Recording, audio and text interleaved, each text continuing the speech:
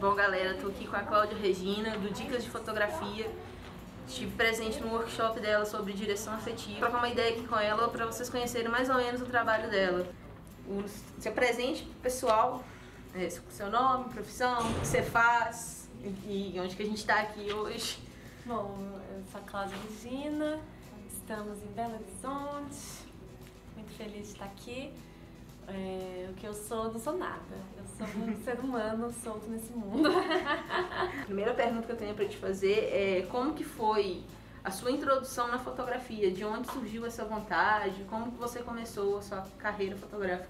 Eu nunca tive vontade nenhuma, mas eu acabei caindo sem querer no mundo da fotografia, fui me interessando e fui fazendo, assim, mas eu nunca tive uma vontade específica de trabalhar com isso, nem um sonho específico. Foi só a vida levou para a fotografia e eu acabei me envolvendo. E da onde você tirou essa concepção da criação do Dicas de Fotografia? Você esperava que ele alcançasse tantas pessoas? Como que foi isso para você?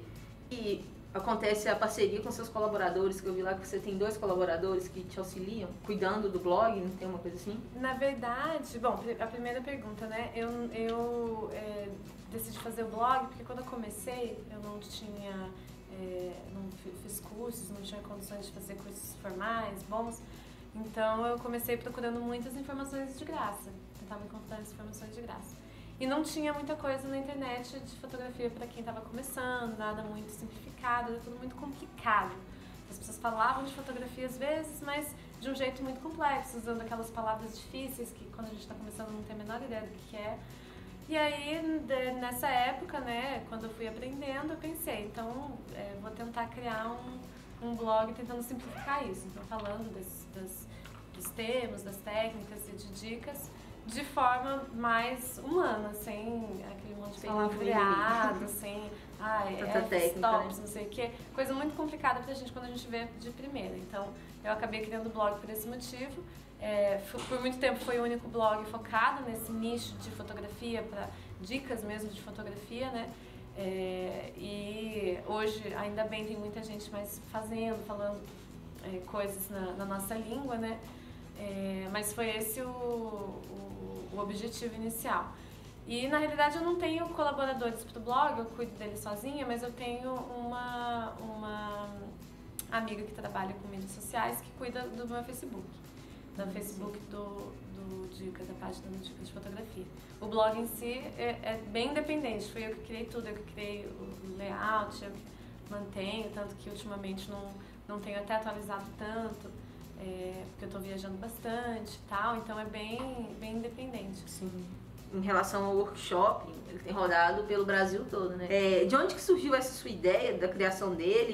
E pra você, como é que é a troca de experiência com pessoas que você nunca viu na vida, mas que chega te contando alguns casos, algumas coisas assim? Como que é isso pra você? Bom, a ideia do workshop surgiu porque eu já falava na realidade sobre isso, já fazia um tempo que eu falava sobre direção. Desde que eu comecei a pensar mais na direção, comecei a questionar isso. E aí quando eu comecei a fazer workshops, eu falava já sobre direção, mas falava de outros assuntos.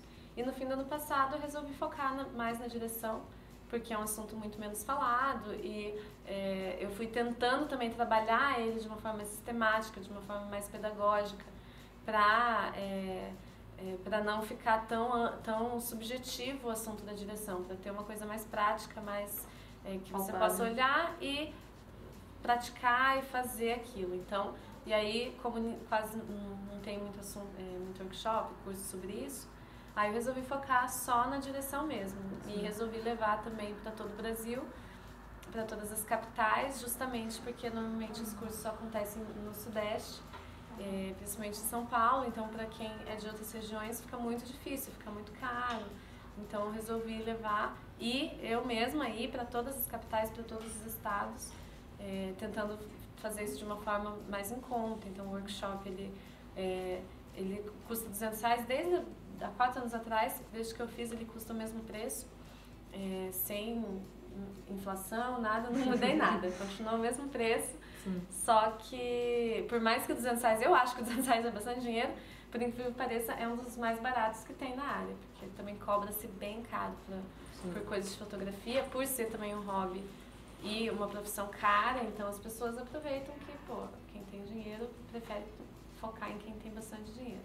E eu tentei focar mais em quem se interessa. Também, quando eu comecei, também não tinha muito condição. Recurso, sim. Aí eu queria também tentar trazer isso para quem estivesse na mesma situação. Sim. Quem acompanha lá o Dicas, obviamente dá dicas das fotografias e tal. E aí eu vi que você disponibiliza algumas coisas bem assim, de entrada, como aprender a fotografar com 7 passos, para os amadores que estão em transição com o profissional, que equipamento utilizar, quanto cobrar, e inúmeras outras dicas. E atualmente a gente tem notado o crescimento desse nicho, né, de fotógrafos que vem surgindo e tal. A gente fala até assim, é a mesma coisa da inclusão digital. Tem gente que não pode participar da inclusão digital. E aí a gente vê que tem muita gente que compra equipamentos e já se intitula fotógrafo. E aí muitas pessoas usam o termo, que fulano tá prostituindo a nossa profissão porque cobra mais barato. E como que você acha que é isso, assim, a visibilidade disso? Você acha assim que, por exemplo, você tem alguma culpa nisso por disponibilizar esse tipo de conteúdo? O que você acha desse posicionamento, das pessoas que têm esse pensamento? Como que é isso pra você? Eu discordo completamente do termo prostituição do mercado, assim como essa questão da inclusão digital. Eu acho uma crítica muito elitista, então eu acho ótimo que esteja mais barato você comprar câmeras, acho ótimo que dê para parcelar em 18 vezes, acho ótimo que tenha conteúdo gratuito, que eu crio, mas muita gente cria também. Acho ótimo que as pessoas tenham essa oportunidade, uma oportunidade que, principalmente antes da transição para a fotografia digital, não existia facilmente. As pessoas, para trabalharem com fotografia, tinham que ter alguém da família, tinham que ter muito dinheiro para investir, tanto em equipamento, quanto em revelação, quanto em aprendizado. Então hoje a gente tem cursos muito baratos, hoje a gente tem vídeos no YouTube, um monte.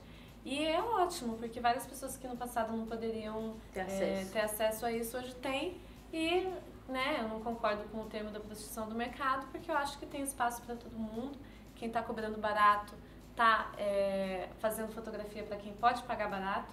Então, se a gente define que não pode, que tem um valor mínimo para cobrar em um book e dar todas as fotos no CD, a gente está limitando todo mundo que não pode pagar menos que isso, né? Mais que isso. Então, tem gente que fala, não, o book tinha que cobrar no mínimo R$600.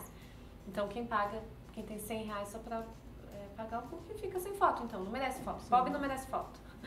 E não é bem assim, né? Eu acho que todo mundo tem espaço para todo mundo no mercado, tem público, ninguém atrapalha ninguém. No máximo, às vezes as pessoas se atrapalham, talvez não tenham entendido, não tenham conseguido fazer o cálculo do próprio custo.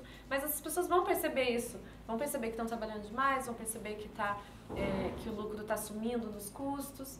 Então elas vão se prejudicar. Eu, inclusive, escrevo sobre isso e coloquei no blog uma tabela falando sobre quanto cobrar, justamente para ajudar essa pessoa que talvez não tenha essa noção dos custos.